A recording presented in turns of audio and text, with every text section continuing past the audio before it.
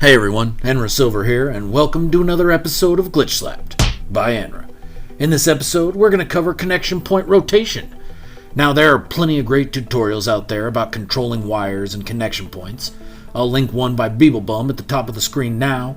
This is the tutorial that I refer back to most often. In this episode, I'm going to cover connection point behavior as it makes sense to me. Every technique I show in this episode is something I use in everyday building.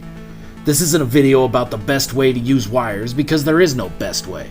Every builder needs to find ways to manipulate connection points that make sense in their head. Today, I'm just going to present what makes sense to me. Hopefully, you can find something in it that helps things make sense for you. First off, the connection point of any wire pulled on a surface will stay perpendicular to the surface with the top of the lightning bolt facing away from the surface. Each point will also follow the angle of the wire. Now let's look at centering a connection point. If you simply reverse wire glitch from a floor and attach the wire off to the side, the point keeps the angle of the wire, so unless you are perfectly centered when you place the other end of the wire, anything you glitch onto that point will come in crooked. How crooked depends on how far off center you are.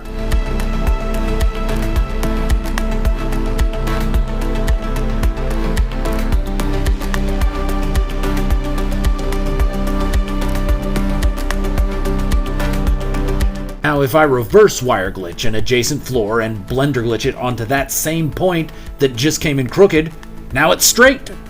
If I simply attach a wire to the point, it's now a straight horizontal point. I think of the first wire as an anchor wire. Every free-floating connection point requires an anchor to keep it from twisting. This anchor wire can take any form. A very common one is the power door like this.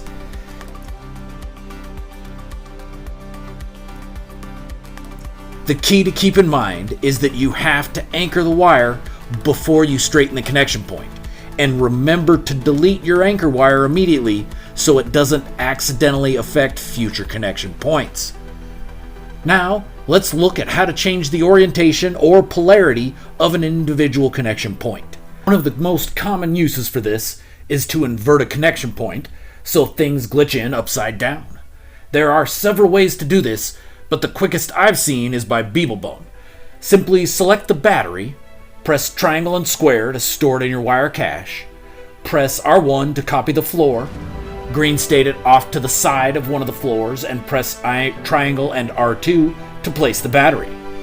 Now place a short wall on the same side of the panel as the battery, reverse wire glitch the wall, and attach the wire to the closest battery post. Now, since all battery posts have inverted connection points, the anchored point on the edge now has the same inverted polarity. When attaching wires between 2 points, both points will have the same polarity as the last point attached to.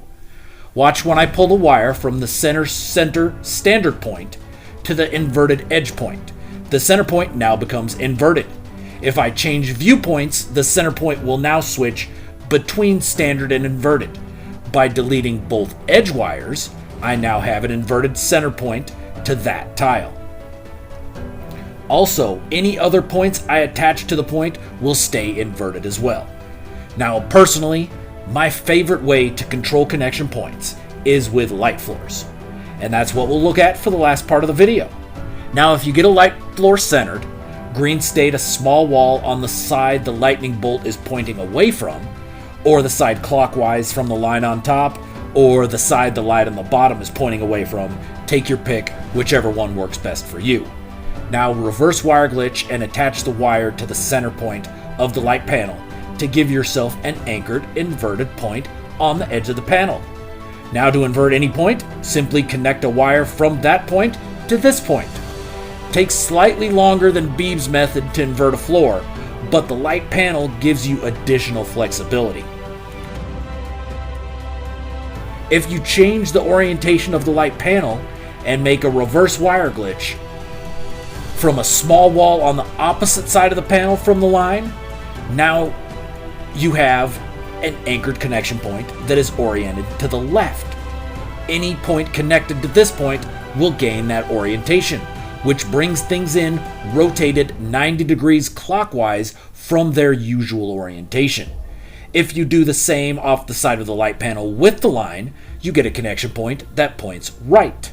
Since most items no longer cascade, this can be used to glitch items in all four directions off a single point simply by connecting a wire, glitching the piece, deleting the wire, connecting from a new direction, glitching a piece, and so on. This adjustment will work fine as long as they are all done between horizontal points.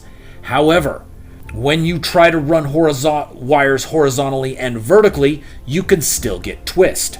Why bother running wires vertically at all, you ask? Well, it's the best method to change the orientation of the connection point itself. Let me demonstrate. If you have your light floor, place a small wall and a second light floor right above the first, making sure both floors have the same orientation. Now run a wire between their connectors and delete both floors. You now have a wire with the connection point running parallel to the ground instead of perpendicular. Now when you glitch something onto this point, it comes in rotated on its y-axis, not its x-axis. Now what happens if each panel is oriented differently? Both panels have the orientation of the second point if you run a wire between them. This allows you to not only change the y-axis orientation, but the x-axis as well of any piece you want. Let me demonstrate with SRTs.